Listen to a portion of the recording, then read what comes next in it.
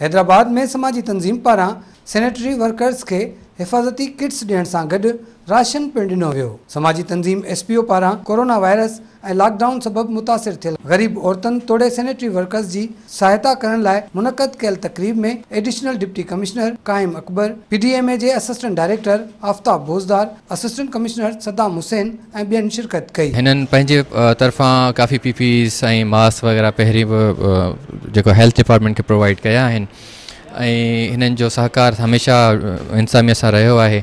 ये जो आज तकरीब मुनक़द की गई SPO की तरफ से, उसमें जो फूड हैम्पर्स और ये सेफ्टी बैग्स डिस्ट्रीब्यूट किए गए हैं, इनका बड़ी अच्छी पार्टिसिपेशन रही है। कोविड के हवाले से मुख्तलिफ डिस्ट्रिक्ट्स में ये काम करते आए हैं।